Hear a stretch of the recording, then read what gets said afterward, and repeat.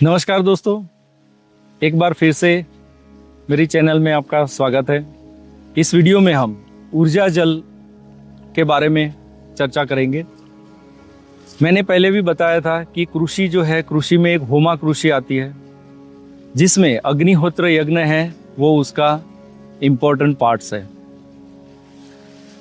अग्निहोत्र यज्ञ हम करते हैं, उसका भी मैंने डिटेल वीडियो बनाया हुआ है, आप जरूर देखें उसे बहुत अमेजिंग इफेक्ट है अग्निहोत्र यज्ञ की। तो वो यज्ञ करने के बाद उसमें से जो भस्म निकलती है, वो भस्म को हम मिक्स कर देते हैं पूरा उसको, फिर कपड़े से उसको छान लेते हैं, फिर उसमें से बारीक पाउडर जो आता है उसको हम इकट्ठा करके रखते हैं। तो ऊर्जा जल में हमको ये भस्म चाहिए अग्निहोत्र की, और एक फिटकरी चाहिए। तो दोनों की जो मात्रा है वो 50-50% है। मीन्स अगर 100 ग्राम हम फिटकरी लेते हैं तो 100 ग्राम हमको वो भस्म का पाउडर लेना है। अग्निहोत्र यज्ञ में एक बात का जरूर ख्याल रखना कि उसमें जो कंडे आपने यूज किए हैं वो कंडे देसी गाय के गोबर के कंडे होने चाहिए। जो गाय नेचुरल, ये प्रकृति है, उसमें जो घास खाती है, जंगल में भी घूमती है, वहाँ का जो नेचुरल जो घास होती है वो खाती है, ऐसी देसी गाय जो है उसके गोबर में से बने हुए कंडे हम अग्निहोत्र में यूज करते हैं, और वही राख जो है, वही राख को हम ऊर्जा जल में यूज करते हैं। तो इस बात का आप ध्यान रखना। तो जैसे 200 लीटर मुझे ऊर्जा जल बनाना है, मैं मेरे फार्म के लिए 200 लीटर ऊर्जा जल बनाता हूँ। उसमें मैं 100 ग्राम ये भस्म लेता हूँ और 100 ग्राम फिटकरी लेता हूँ। फिटकरी आपको पूरी उसको बारीक पाउडर बना देना है।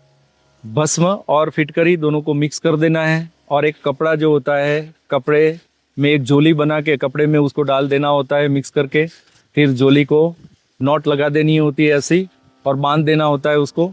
फिर ये जोली जो है वो हम 200 लीटर ड्रम जो है पानी का, उसमें हम डाल के रखेंगे।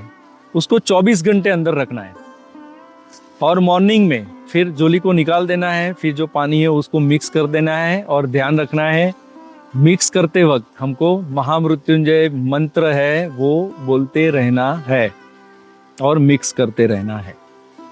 अब आपका ये ऊर्जा जल तैयार हो गया है।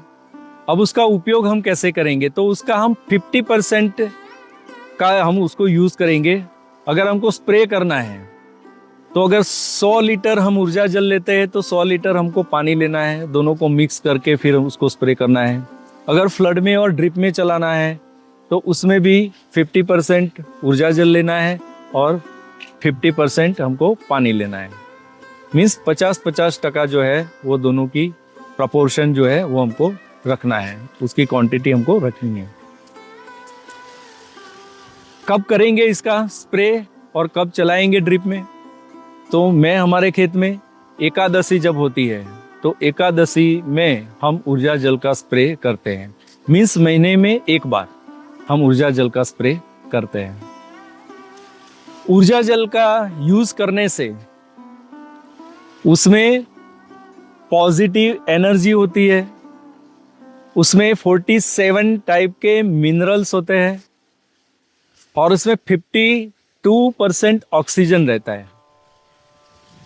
तो इतनी सारी अच्छी चीजें नेचुरली हमको हमारी जो सॉइल है, हमारी सॉइल और पौधों को वो मिलती है। अगर आप घर में भी अपने प्लांट है या गार्डनिंग भी कर रहे हो, आप किचन गार्डन भी आपने लगाया है, तो उसमें भी आप 50% क्वांटिटी से आप स्प्रे भी कर सकते हो, और आप उसको पौधे में दे भी सकते हो, मिट्टी में दे सकते हो आप।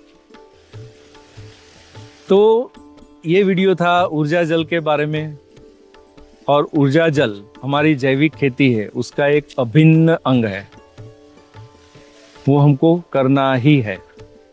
इसलिए मैंने बताया था आपको कि हमको प्राकृतिक लेवल पे अगर हमारी खेती ले जानी है तो उसके पहले जैविक खेती में इस तरह हमको अणु, जीवाणु और ऊर्जा ये तीनों जो एलिमेंट्स है वो तीनों एलिमेंट्स पे हमको कंसंट्रेट करना पड़ेगा, उनको इम्प्रूव करना पड़ेगा, जिससे हमारी जो सॉइल है, सॉइल की इकोसिस्टम हमारी अच्छी तरीके से इम्प्रूव होगी।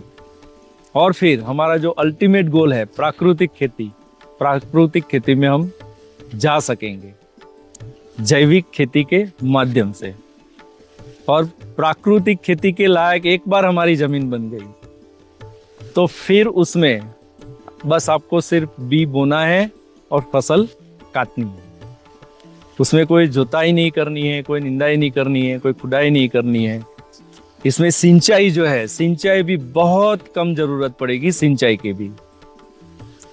तो ऐसे फायदे हैं प्राकृतिक खेती के, लेकिन वहां तक पहुंचने के लिए हमको पहले प्रॉपर तरीके से जैविक खेती करनी पड़ेगी और हमारी सॉइल को उसके लायक हमको बनाना पड़ेगा। तो थैंक यू वेरी मच दोस्तों। अगर आपको मेरे वीडियो पसंद आते हैं तो प्लीज़ मेरी चैनल को सब्सक्राइब कीजिए, वीडियो को शेयर कीजिए, लाइक कीजिए और कमेंट करना मत भूलिए। आप कमेंट करोगे तो हम इसमें भी अच्छा सा इम्प्रूवमेंट लाएंगे। धन्यवाद।